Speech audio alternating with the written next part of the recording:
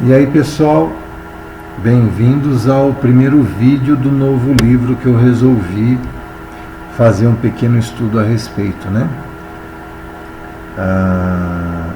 Eu havia falado sobre as obras de André Luiz, falei do Evangelho, falei do Livro dos Médiuns, mas eu realmente resolvi fazer da obra de André Luiz. E estamos aí com um filme aí, às portas de um filme, né?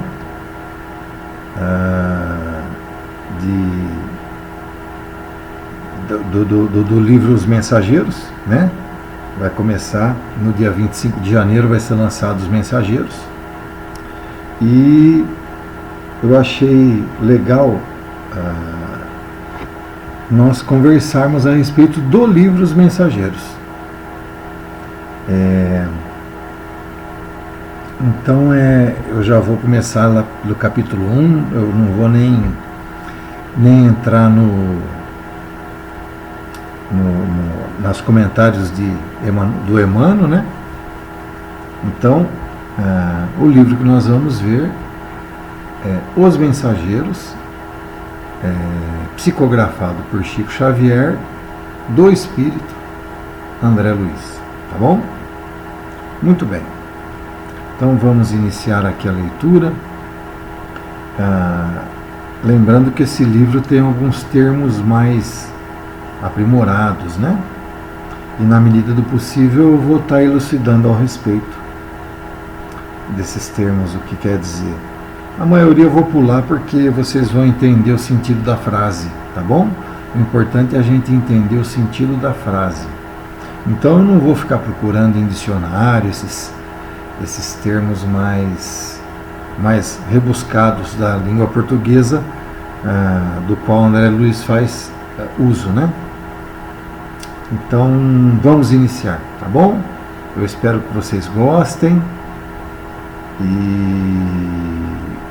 é um livro muito bacana, tem muita coisa para ser vista, porque Os Mensageiros fala muito sobre a continuação do livro Nosso Lar, né?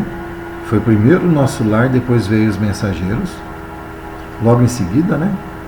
E André Luiz continuando a tarefa do desenlace carnal dele ainda, tá bom? Então vai ser, vocês vão perceber aqui no conteúdo que André Luiz está se desligando das vestes carnais ainda,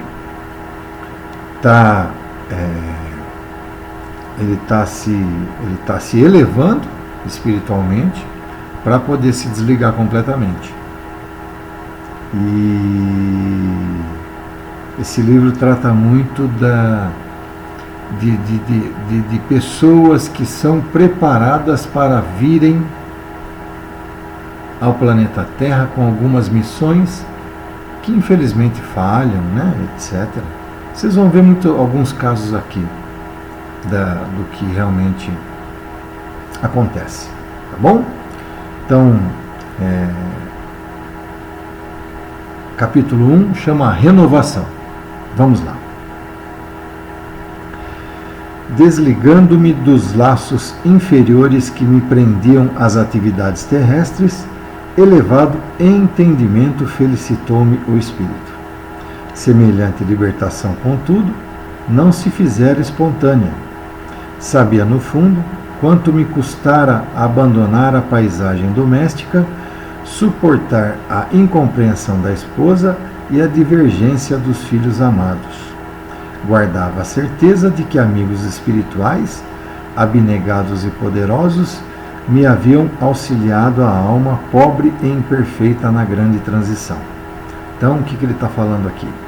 Que ele ainda está em transição, que ele está se desligando da família carnal e que, evidentemente, ele está contando com o auxílio de amigos espirituais, né? Antes, a inquietude relativa à companheira torturava-me incessantemente o coração, mas agora vendo-a profundamente identificada com o segundo marido, não via recurso outro que procurar diferentes motivos de interesse. Foi assim que, eminentemente surpreendido, observei minha própria transformação no curso dos acontecimentos. Experimentava o júbilo da descoberta de mim mesmo. Antes vivia a feição do caramujo, segregado na concha, impermeável aos grandiosos espetáculos da natureza, rastejando no lodo. Agora, entretanto, convencia-me de que a dor agira em minha construção mental, à maneira do alvião pesado, cujos golpes eu não entendera de pronto. O alvião quebrara a concha de antigas viciações do sentimento, libertara-me, expusera-me o organismo espiritual ao sol da bondade infinita, e comecei a ver o mais alto alcançando longa distância. Gente, então vamos lá. Ele fez a comparação dele como se ele fosse um caramujo, que ele estava fechado no mundo dele, no mundo material, no mundo no terra-terra, que ele não conseguia sair fora daquela casca do caramujo para enxergar o que havia no mundo exterior. E que um alvião é aquele pássaro que vai lá e quebra a casca do caramujo para comer o caramujo, né? Então, e que um alvião, que são os espíritos amigos dele, né? Foi essa alusão que ele fez. Quebraram a casca para que ele começasse a enxergar com outros olhos a partida dele do mundo material. Então, se alguém não assistiu o filme ainda do Nosso Lar, ou que não leu o livro do Nosso Lar, lembram-se que André Luiz, quando visitou a família dele, ele sentiu ciúmes da mulher por ela estar no segundo casamento, não se contentava, quer dizer, ele não admitia que os filhos dele simpatizassem com o segundo marido, né, da esposa. Enfim, ele começou quase que sendo um obsessor da própria família dele, mas que aqui agora ele está dando um relato que ele estava começando a se abrir e entender a nova situação dele.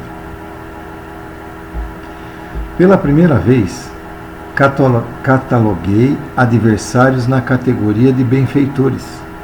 Comecei a frequentar de novo o ninho da família terrestre, não mais como um senhor do círculo doméstico, mas como operário que ama o trabalho da oficina que a vida lhe designou. Não mais procurei na esposa do mundo a companheira que não pudera compreender-me, e a irmã a quem deveria auxiliar quanto estivesse em minhas forças. Abstive-me de encarar o segundo marido como intruso que modificara meus propósitos, para ver apenas o irmão que necessitava o concurso de minhas experiências. Não voltei a considerar os filhos propriedade minha, e sim companheiros muito caros, aos quais me competia estender os benefícios do conhecimento novo, amparando-os espiritualmente na medida de minhas possibilidades. Então você vê a mudança de atitude, né? Tanto a esposa como o marido e os filhos. Compelido a destruir meus castelos de exclusivismo injusto, senti que outro amor se instalava na minha alma.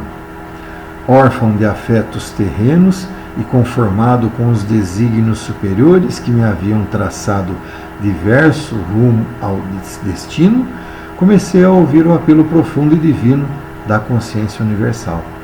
Somente agora percebia quão distanciado vivera das leis sublimes que regem a evolução das criaturas. Então ele estava começando a perceber. Ele fala, leis sublimes que regem a evolução das criaturas. O que é isso, gente? A nossa reforma íntima, ao nosso crescimento espiritual, tá bom? A natureza recebia-me com transportes de amor. Suas vozes agora eram muito mais altas que as dos meus interesses isolados. Conquistava, pouco a pouco, o júbilo de escutar-lhe os ensinamentos misteriosos no grande silêncio das coisas. Os elementos mais simples adquiriram, a meus olhos, extraordinária significação. A colônia espiritual, que me abrigara generosamente, revelava novas expressões de indefinível beleza. O rumor das asas de um pássaro, o sussurro do vento e a luz do sol pareciam dirigir-se à minha alma, enchendo meu pensamento de prodigiosa harmonia. Então você vê que ele começava a dar valor para as coisas que até então ele não prestava atenção, né? Ele menciona: a colônia espiritual me obrigara generosamente, revelava novas expressões de indefinível beleza.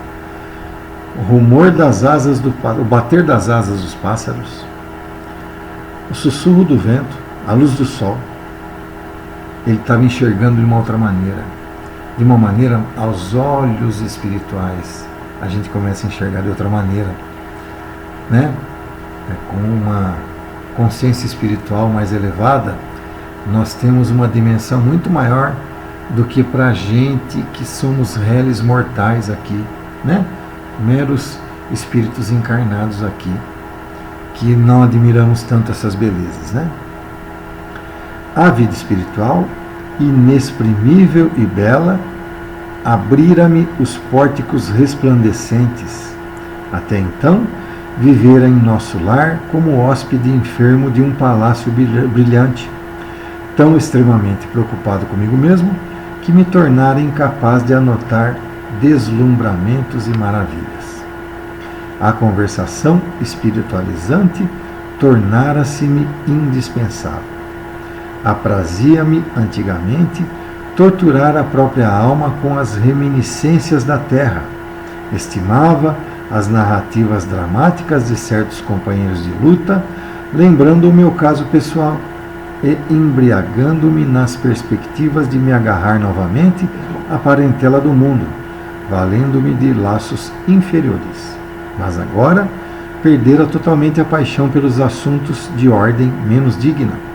As próprias descrições dos enfermos nas câmaras de retificação figuravam-se-me desprovidas de maior interesse.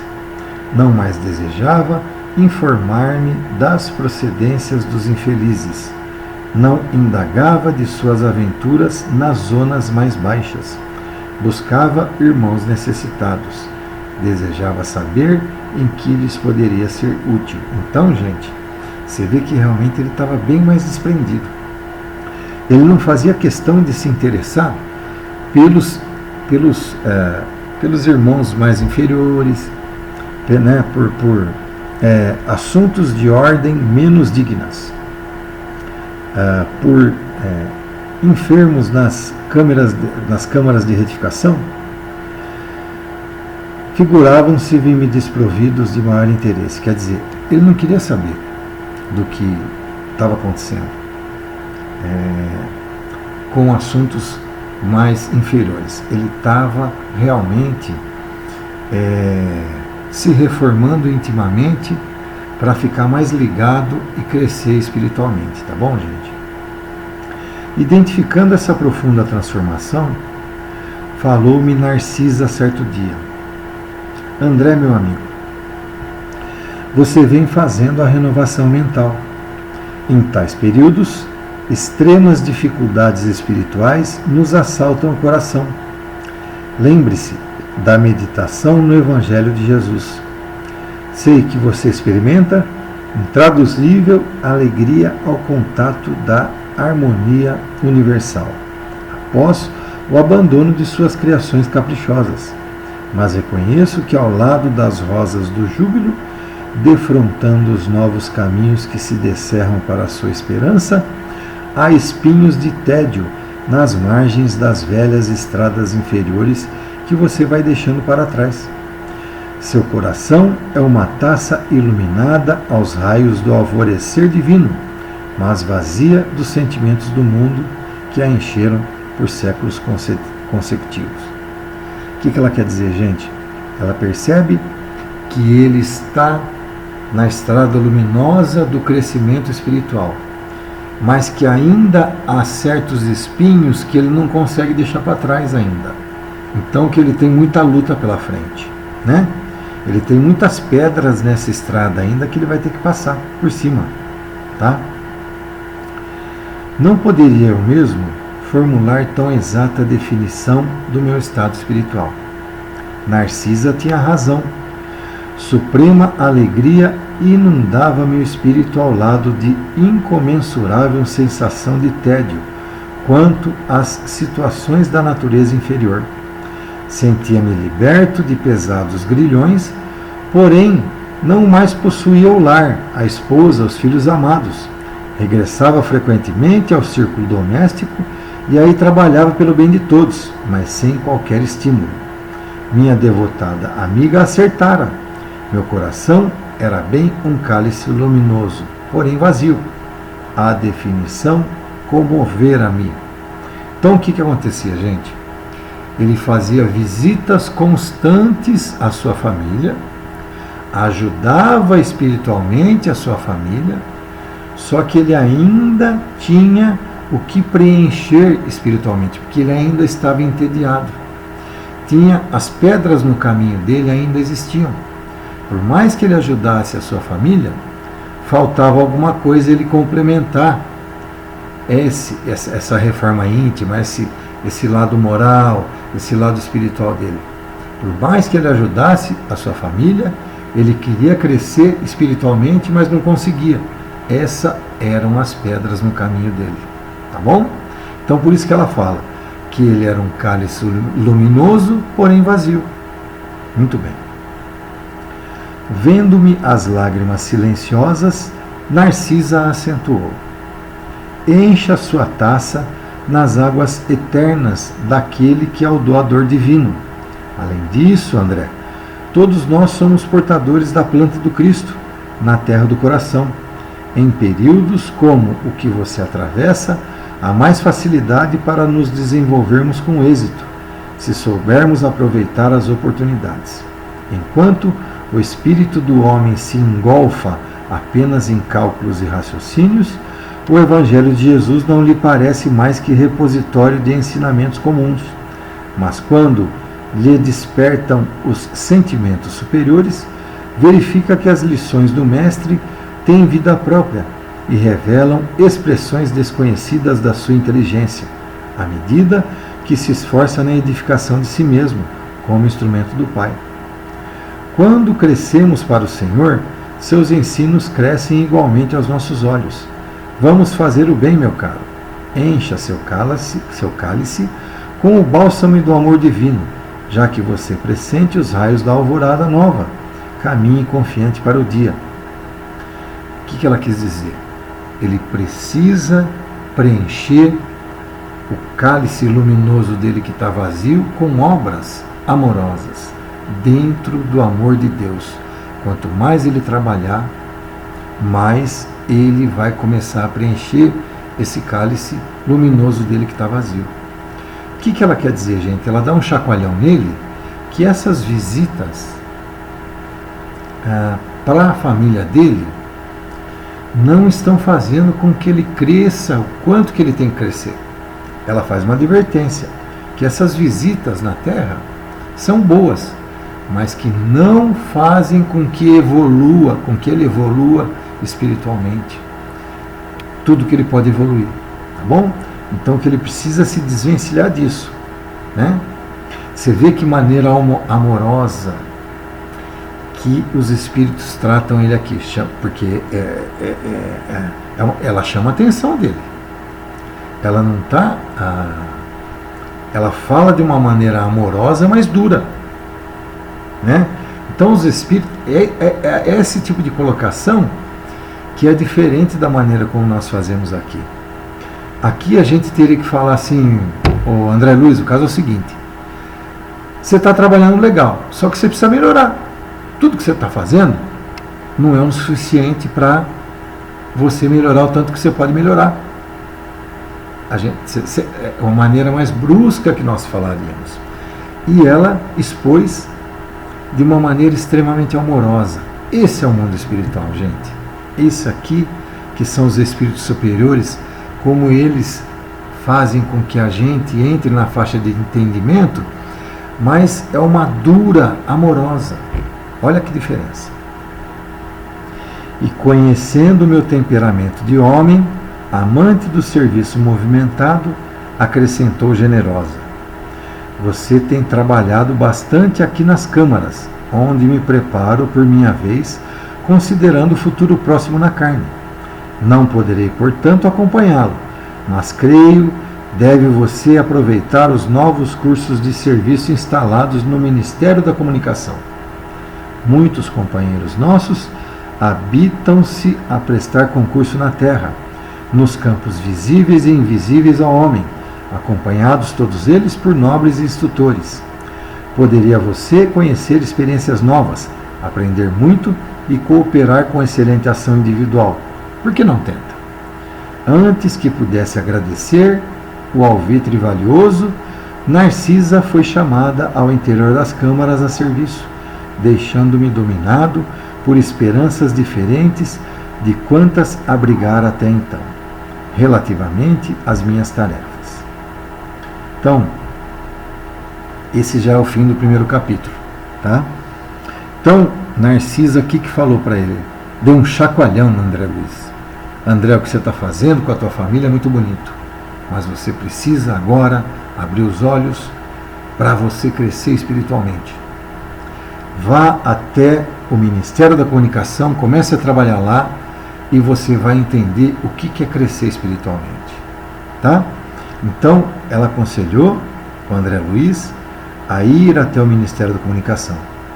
Então ele fala assim, ó: muitos companheiros nossos habilitam-se a prestar concurso na terra, nos campos visíveis e invisíveis ao homem, acompanhados todos eles por nobres instrutores.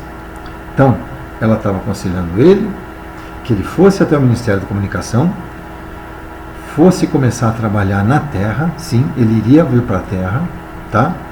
Novamente, em missões, só que missão diferente daquela que ele ia com a família. Ele vai começar a fazer outras missões na terra, tá?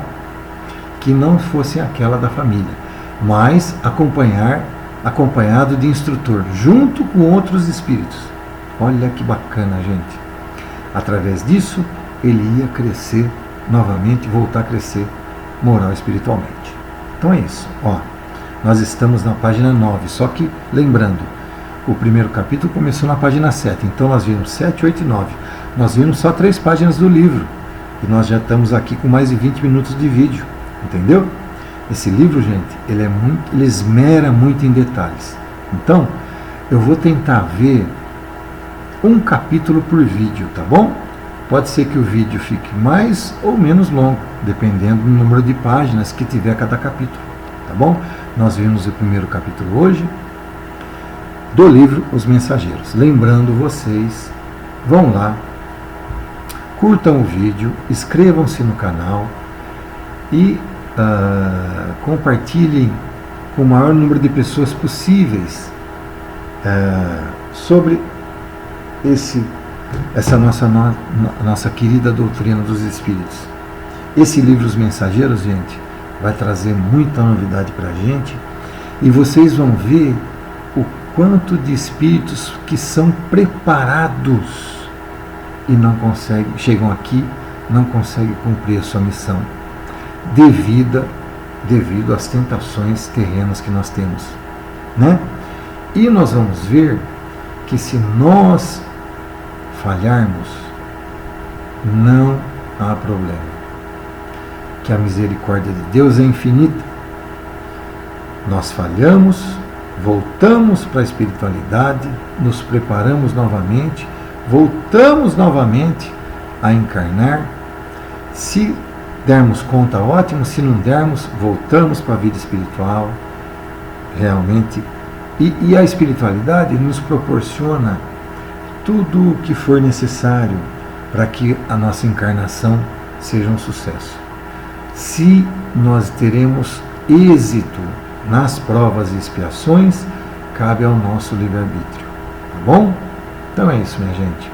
Espero que vocês gostem. Lembrando que eu não edito o vídeo, então erros que aconteçam, né, do celular apagar, erros na hora da leitura, que eu erro na hora de ler, vão permanecer no vídeo original, tá bom? O vídeo que eu mandar para a internet é cru, da maneira que eu acontecer, é a maneira que eu vou mandar o vídeo para vocês, tá bom? Espero que vocês tenham gostado desse primeiro vídeo e que acompanhem os próximos. Um abraço e até a próxima.